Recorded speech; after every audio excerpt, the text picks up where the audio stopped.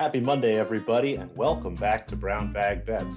Powered by BETSPERTS, we are your daily dose of quick hit handicapping and sports betting picks. I'm Alex Christenson, and joining me as always, Mr. Andy Molitor. How was your weekend, Andy? I watched a ton of basketball, got a little of the Olympics in, and even found a really good Six Nations rugby game. I forgot how fun that was, and they're doing Six Nations. So a nice little weekend of non-football for me. I mean, how are you doing? Are you okay? You know, do you feel the itch or anything? You all right? Yeah, it was weird. But not to the point where I saw a bunch of tweets where people were, despondent about it. I'm like, come on, you guys are fine. Like, don't watch the Pro Bowl. Though I saw a bunch of people tweeting about like the Pro Bowl. Like, you actually said, like, go hang out with your family. Don't watch the Pro Bowl. I was going to say, you didn't bet the Pro Bowl, right? You didn't like go No, down. I do not do that. There's no way to really break down what's going to happen in a game like that. Those are so hard to even fathom what's going to go on. But yeah, the Pro Bowl is not worth watching. Don't watch that game. It's not even cool anymore. It's like the whole, geez, this is taking a weird turn right away. But remember the height of the Kaepernick stuff, and everybody, all the people who were adamantly, I don't know how, against that sort of thing. We're like, I'm done watching the NFL. Good luck keeping this product. Like, you're going to watch the ratings drop. And of course, ratings didn't drop because everybody watches, like, they're liars and they'd still watch football. But I wonder if we could organize something next year where, like, people did not watch the Pro Bowl. So the ratings were so horrible that they actually thought about just naming a team. The skills competitions are way more fun to watch anyway. So, like, They should I just think keep it's blowing that worth out. organizing it. Well, we should do a protest next year. Do not watch the Pro What Bowl. happened to throwing the football in the can? I don't know why that's still impressive to me. Here's a big stupid can, just bit enough room for a football. How many times can you throw it in the hole? Works for me. Heck, we'll Yeah, get a tire out there. A car yeah. company could sponsor the tire. I was gonna say the spinning tire. Like, there's so The many skills. Firestone tire throw. Although the skills How hard is competitions this? do create some unique challenges when come to betting. If anyone paid attention to the hockey stuff this weekend, my God, some of That that was stuff's nuts. pre-recorded and people were pass posting. And here's the thing too: if you pass post or you bet a known outcome and the book rejects your bet or refunds it, you can't get mad. Like, you can't whine about that. You got caught You trying to are, steal. yeah, you took a shot. Like, I'm not saying don't do it. I've done it plenty. I encourage people to always find an angle. But if that happens to you, don't complain online. You're lucky you still have that account. Like, they could yank your account from you if you want. So just, do that sort of stuff, but know the risks and know it's you're free rolling hopefully, and the worst case is that your bet is refunded. So it was a little shit cannery there in, I don't even know where the All-Star game was. Vegas, I think. Vegas, yeah. Maybe. That sounds right. I mean, the skills competition's there too. I had to go back and pull some stuff up. Somebody sent me a highlight of a hockey player wearing a blindfold, having balloons thrown at him, doing like normal hockey, like crazy stuff. I mean, those guys are like wizards. That stuff still is incredible to me. Yeah, there you go. And Power Trip Quotes here says over 65 in the Pro Bowl is free money. I don't even know what the final score was. Like, you'd have to, you could convince me it went over, and the game could have been 7-0. I have no idea. Didn't check.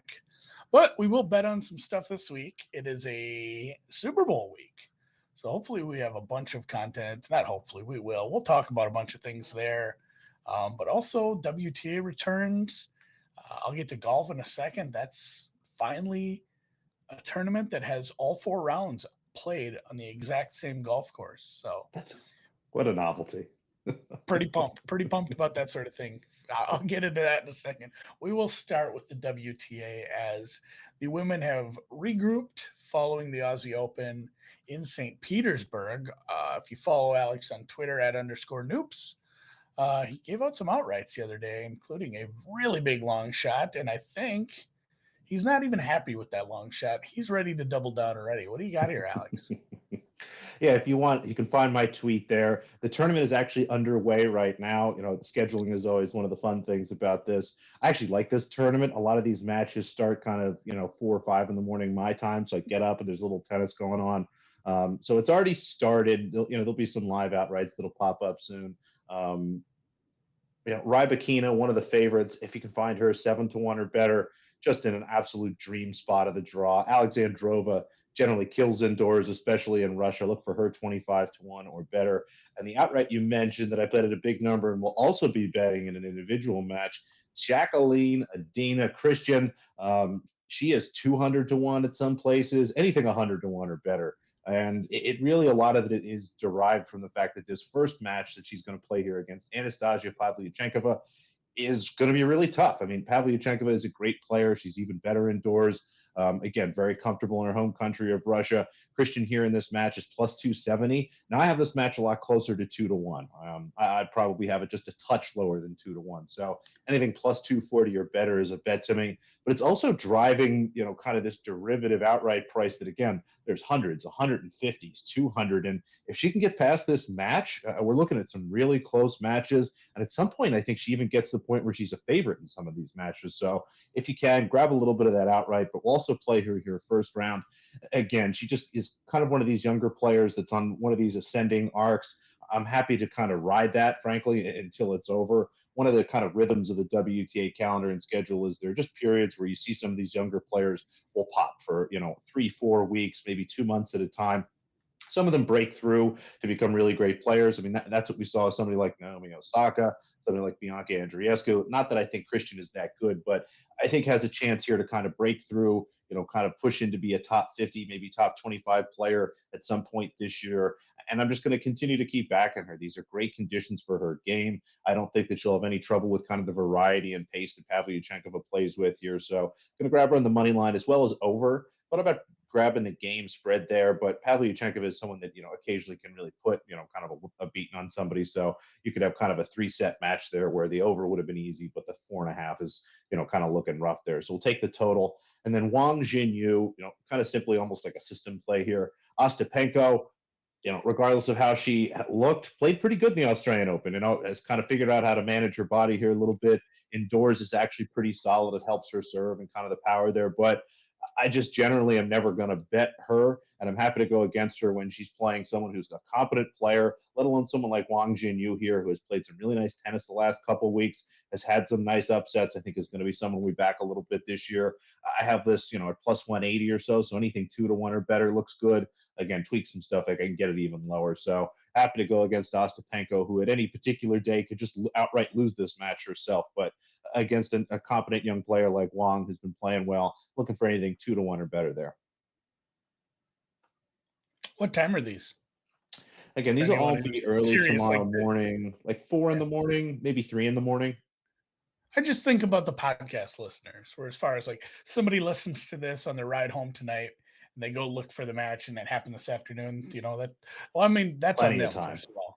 That's on them. Listen to this sooner, right away, while you're taking your lunch break. But get away time. So you have plenty of time to get most of these bets in if they are tonight. I don't think we'll have anything that's this afternoon. There is no college basketball that starts this afternoon. I think the earliest I did bet the earliest game. Jesus Christ, Andy, what are we doing? So we alluded to this a little earlier. The Waste Management Phoenix Open. I'm excited to hear you pronounce this name, by the way. Susan. Yeah, one of the first. I don't know if I can do the whole thing. I said this to Dan. I'm like, this is like a Harry Potter spell. Lodwicious Theodorus Oosthuizen. It does sound like a Harry Potter spell. Yeah, he goes by Louis though. I got to watch him play a few. He actually got second at the 3M. I got to watch him golf. We followed him around for a bit. A lot shorter than I thought. Everybody on the course was, honestly. There's no tall golfers, it seems, but a really some of them good name. And again, this is a tough field.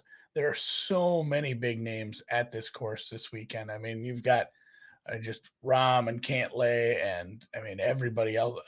Not everybody, but Rahm, Hovland, Justin Thomas, Cantlay, Schauffele, Sam Burns, Spieth, Matsuyama, who's won here a couple times, the defending champ Brooks Koepka, who's won here a couple times. Doesn't look like Danny Berger's going to play. He tweaked his back, pulled out last week before the tournament started. I think probably looking at the same. He's one of the bigger names that's not going to be there. But I did bet on Louis this week, 40-1, probably just a bit disrespectful, even with a field this good. He's just a top player. He hasn't missed it. The last missed cut he had on the PGA, the regular PGA Tour, was in 2020. He didn't miss any cuts last year. His worst finishes were, 38th, 41st at the Players. Like, makes the cut, and he's not one of those guys who's going to fade away over the weekend. Lots and lots of top tens. Like we talked about, Valspar, the PGA, the U.S. Open, the 3M, WGC, Mexico, the U.S. Open the year before he was third. I mean, a lot of those are top 5 finishes. In fact, a lot of them are second places, which kind of stinks for a guy like this. But yeah, this is a nice look for me at 40-1. I think there's some value here, as even if you're not a course history guy, which I am, of course, not, but he did place 11th here last year. I think he's done well here traditionally. I can even look to how many times he's played this. I'm just excited to see him golfing, as he hasn't golfed much. He's only played this course a couple of times, but he has an 11th and a 3rd over the last 5 years. He's your guy. He is, and he is my guy. Like, we got to get you a Louis jersey. I don't know if they make golf jerseys yet, but let's figure that out. I can get like that. He wears UPS as his main. Like, I think I could get like a UPS golf shirt. Yeah, but then you're just wearing a UPS golf shirt. Let's get you a golf shirt that says Oosthuizen on the back of it or something. People are like, is that a Louis? It's not a Louis Vuitton, although it is brown. So I'll have more. I will definitely have more. I'm digging into some more of this. I'm going to probably put out a full card this week. I'll publish something up on the site. And I'll tweet it out if I put together an actual article. If I don't write an actual article, I will at minimum write out my full card as a half-assed article and post it somewhere for you. We'll get there. So rolling on. More picks. NBA bets. What's going on Monday in the association, huh? Just a tiny slate. The schedule here for the NBA is they've pushed things around a lot. We had a bunch of games on a Tuesday. Usually Monday, Wednesday, Friday are kind of the bigger days. But again, with all the reshuffling, and then we've got the All-Star break coming up here in a week or so, a little more than a week. A little bit of smaller slate tonight. 5 games, a handful of things that I've kind of been thinking about betting. The Miami Heat are -6.5, but Jimmy Butler and Tyler Hero are questionable. I need at least one of those in, probably both if I'm going to think about that. If both are in and this line is still less than 8, I'll probably take the Heat -8 or better. I'll put that out on BETSPERTS, of course. Raptors, actually do have a play there. The Raptors are going to visit the Hornets. Again, they've been really rough on the road. Overall, the Hornets have been kind of struggled defensively a little bit, but their scoring has been down quite a bit. The pace is down for them. Again, I wonder if, again, with some of the little secondary injuries, they're starting to slow the game down a bit. But Raptors team total unders on the road have just been great. I'll probably look at some Fred VanVleet unders as well. He's really struggled on the road to make threes, to score a lot of points here. So Raptors team total under, you should be able to find 114 or 113.5. Anything 113 or higher looks good to me. I have them right around 109, 110 points. Again, it's a little tough taking unders in a team playing against the Hornets, but I think that's part of the reason we're getting such a good number here. You look at the whole season, Hornets overs have been kind of a thing, but the last couple of weeks, again, as I mentioned, the pace has slowed down quite a bit for them, and the Raptors, again, really struggle at home. It'll be the last game of a road trip before going home. The team should be relatively tired. They did have a day or so of rest, but just been running those guys into the ground. So we'll go Raptors team total under there. And again, maybe a Heat bet a little bit later, maybe a Warriors Thunder over, but that sounds like a bad idea. We'll add anything to BETSPERTS later, but small slate tonight, so just a one pick for now. Yeah, I take it nice and easy. Pump the brakes. Yeah, Rooney's calling you out, saying cashed on that OKC team total under Friday. No bets to thank Andy for this weekend. Yeah, my week was a little rough. I just couldn't get the wheels spinning. I lost an underdog in overtime by a hook. I lost I was on the Colorado State game, if anyone bet that. -3.5. They're up by 20 the whole game. End up winning by 1 with the massive melt. Those happened in the same night, actually. I went to bed drunk that night. So I don't watch the games traditionally, but I do pay attention and woofty, woofty, woofty. And then Saturday volleyball tournament. Had to watch the oof. You want a recap of that, Alex? No. Apparently, no other schools have fourth grade teams, so our fourth grade team just had to play sixth graders. It's like they're looking across the net, like shit. That girl's got a driver's license. These are like 10-year-olds. That's a big difference too. It's only 2 grades, but like, what was the average height difference? Half a foot? Yeah, I mean, it was, our girls are just at the point where they're starting to learn and happy to get serves over the net. The other teams are fully, Spiking the ball. They're executing a pass, a set, and a spike. I'm like, oh, we're fucked. This is bad. So, but Learning moment. the beauty of being out of a tournament early, you get to leave early. So we went and had a celebration dinner for a good tournament overall. Bet some basketball. Wasn't a horrible Saturday, just not great. I didn't get my volume out. I might have more today. I haven't had a ton of turns or a ton of chances to look. This one stuck out pretty hard to me. UNC Wilmington plus 6.5. The Seahawks, which is I'm not 100% sure I knew that until I looked at it just now. Seahawks on the East Coast, kind of goofy for me, but they're taking on Hofstra on the road. They did play Hofstra 2 weeks ago, maybe not even quite 2 weeks ago. They won at home, which was a bit surprising. I don't expect them to win, but I do expect this to be a very close game, with UNC Wilmington boasting the number 1 offensive efficiency offense in conference play so far, and we are 11 games deep, so that is a half decent sample size at this point. They do not turn the ball over. Again, ranked number 1 in the conference so far in conference play, doing that, and 26th in the nation overall as far as keeping the turnover percentage low. They make the free throws, which is a nice little bonus, but mostly just looking for this offense to compete with Hofstra again. Like I said, they were able to win. Hofstra a little bit sketchier on offense, not a team that gets offensive rebounds and can't shoot a three for their life. 28% from 3 in conference play so far. So UNC Wilmington, my underdog of the day so far. And if I do have more, it'll be soon. I'm going to take a look at stuff as soon as we get off this. And PropSwap. PropSwap still with the 100% deposit match up to $500. And if you use promo code BETSPERTS, you get your deposit match up to $500. And I'll still give you a hat.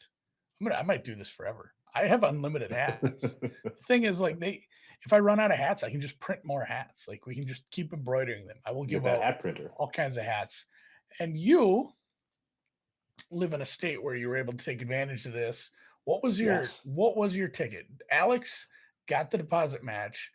You do it. Explain the math, like why you did this and how it worked out. So I've been looking for a way to, kind of have a Bengals money line ticket. I've been kind of waiting for the right price and stuff, and trying to maximize as much value. Again, I don't really have a sharp angle here. I'm looking for a money line bet for the Super Bowl. It's going to be kind of fun. And honestly, the only thing that seems to stop Joe Burrow is his body being injured. And I'm just going to keep backing him here. I think this game could get to the point where it's just kind of whoever has the ball last. And one of the best ways to maximize value, Andy, is to take advantage of some of these deposit bonuses. So if I deposit $100, I now have, they match the 100. I now have got $200 to buy a ticket with. What I've effectively done is taken my stake of $100 and doubled it, which effectively kind of doubles your odds. So I was able to go in and buy a ticket that effectively gave me Bengals plus 160. But it, again, I was buying with $200 versus 100. So instead of, paying for a $200 ticket with $200, I pay with only 100. You cut your stake in half, it multiplies your odds by 2. So really what I have is a ticket of the Bengals plus 320. Yeah, you're not going to find that anywhere else. So like we always say, take advantage of these promos. You can get that to BETSPERTS is the promo code, up to $500 for your first deposit match. If you have any questions, hit me on the Twitter machine. And like I said, if you do make that deposit, take a screenshot, send it over to @BETSPERTS on Twitter. We'll send you a code to order whatever hat you want. And we'll be back tomorrow. Huh? See you guys. Easy squeezy.